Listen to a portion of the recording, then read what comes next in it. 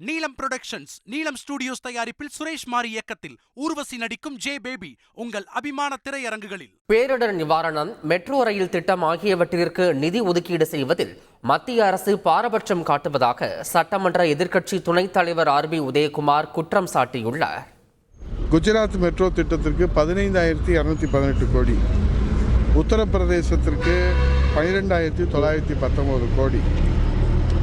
அப்படியானால் Chennai metro rail திட்டங்களுக்கு இரண்டாம் கட்ட இதுக்கு ஒதுக்கீடு என்பது நாம் இப்போது பார்க்கிற போது யானை பசிக்கு சோளப்பொரி. அது வெள்ள நிவாரணமாக இருந்தாலும் சரி, வளர்ச்சி திட்டங்களுக்கான திட்ட ஒதுக்கீடாக இருந்தாலும் சரி, அவர்கள் இவ்வாறு ஒரு பாரபட்சம் காட்பது ஒரு தொடர்ந்து இருக்கிற காரணத்தினால தமிழகத்தினுடைய வளர்ச்சி, தென் மாவட்டங்களில் தென் மாநிலங்களுடைய வளர்ச்சி கூட பாதிக்கப்படுகிறதோ என்கிற ஒரு அச்சம் ஏற்பட்டிருக்கிறது.